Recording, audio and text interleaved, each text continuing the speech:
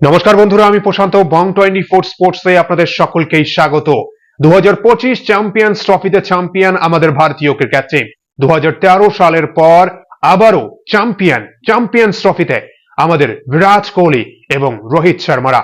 কিন্তু চ্যাম্পিয়ন্স ট্রফিতে চ্যাম্পিয়ন হয়ে আমাদের চ্যাম্পিয়ন দল ভারতীয় ক্রিকেট টিম কত কোটি টাকা প্রাইজ মানি পেয়েছে, রানার্স অফ নিউজিল্যান্ড কত টাকা পেয়েছে, এবং অন্যদিকে টুর্নামেন্টে এক ম্যাচও জয় পায়নি বাংলাদেশ এবং পাকিস্তান কত কোটি টাকা প্রাইজ মানি পেয়েছে, টুর্নামেন্টে কোন দল কত কোটি টাকা প্রাইজ মানি পেয়েছে, কে হয়েছে টুর্নামেন্টের সেরা ক্রিকেটার, সবচেয়ে বেশি রান, সবচেয়ে বেশি উইকেট, এবং 2027 ওয়ার্ল্ড কাপ কি খেলবে বিরাট কোহলি এবং রোহিত শর্মা।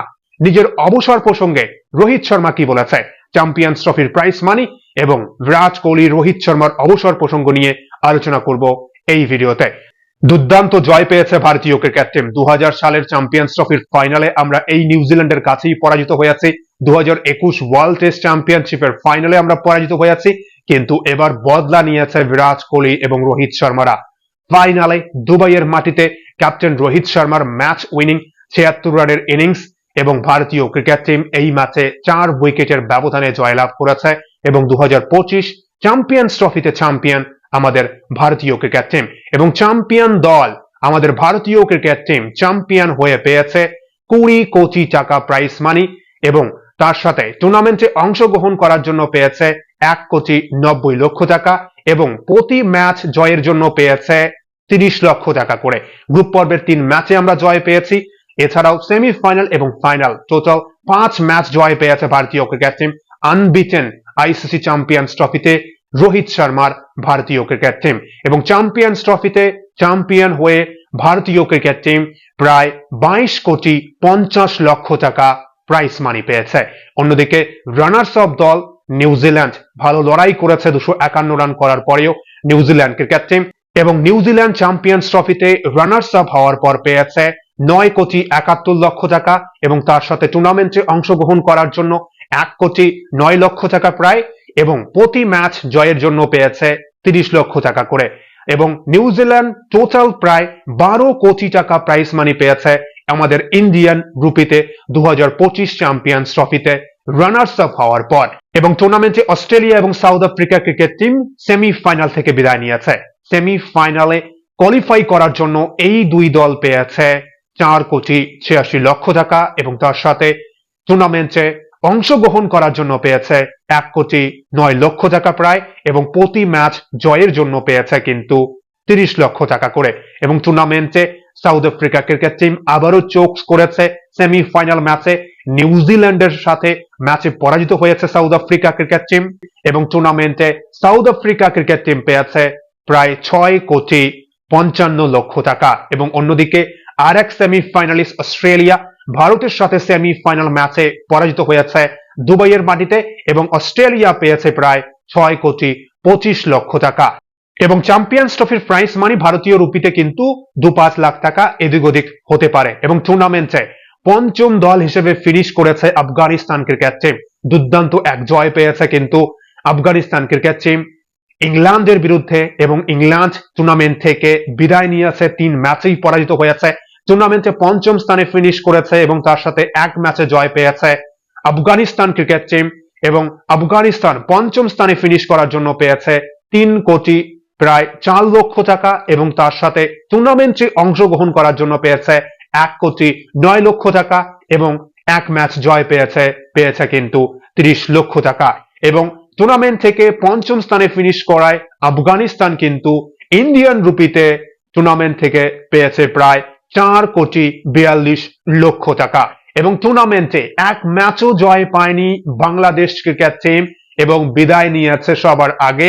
এবং বাংলাদেশ ক্রিকেট টিম এক ম্যাচে জয় না পেলেও বৃষ্টির জন্য এক ম্যাচ ভেস্তে গেছে।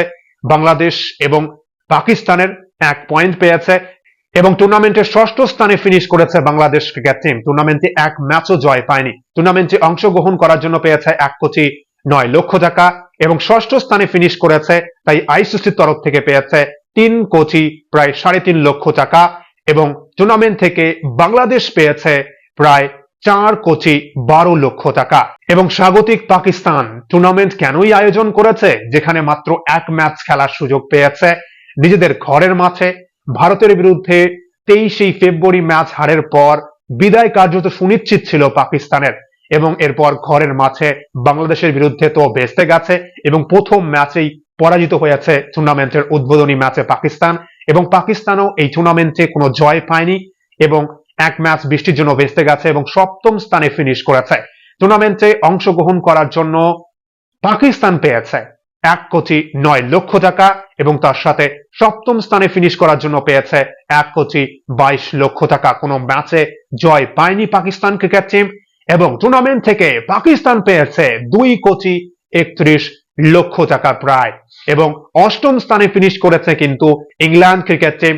ইংল্যান্ড 3 ম্যাচেই পরাজিত হয়েছে এবং চ্যাম্পিয়ন দল ইংল্যান্ড কোনো ম্যাচেই জয়লাভ করতে পারেনি এবং আফগানিস্তানের বিরুদ্ধে ম্যাচেও কিন্তু ইংল্যান্ড পরাজিত হয়েছে এবং ইংল্যান্ড চ্যাম্পিয়ন্স ট্রফি থেকে অষ্টম স্থানে ফিনিশ করার জন্য পেয়েছে 1,09,00,000 টাকা অংশগ্রহণ করার জন্য এবং অষ্টম স্থানে ফিনিশ করার জন্য 1,22,00,000 টাকা এবং প্রায় 2,31,00,000 টাকা পেয়েছে ইংল্যান্ড ক্রিকেট টিম।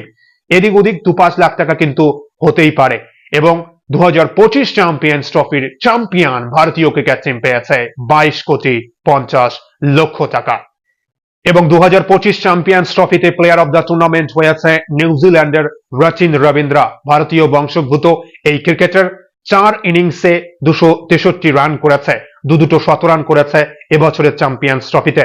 বাংলাদেশের বিরুদ্ধে 105 রানের ইনিংস এবং সেমিফাইনালে সাউথ আফ্রিকার বিরুদ্ধে 108 রানের গুরুত্বপূর্ণ ইনিংস খেলেছেন।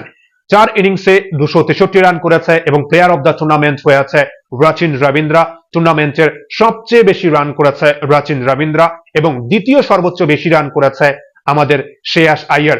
ক্যাপ্টেন রোহিত শর্মা ম্যাচ শেষে শ্রেয়াস আইয়ার প্রসঙ্গে বলেছেন যে 4 নম্বরে দুর্দান্ত ব্যাটিং করেছে এবং ফাইনাল ম্যাচেও গুরুত্বপূর্ণ 48 রানের ইনিংস, প্রতি ম্যাচেই ভালো পারফরমেন্স করেছে আমাদের Shreyas Iyer.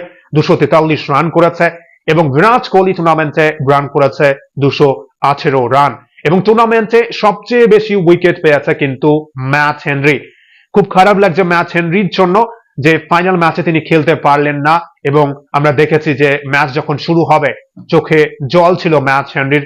কার্জেলের Matt Henry 10 wicket নিয়েছে, টুর্নামেন্টে সবচেয়ে বেশি উইকেট ম্যাট হেনরির নামে এবং দ্বিতীয় স্থানে রয়েছে আমাদের বরুণ চক্রবর্তী।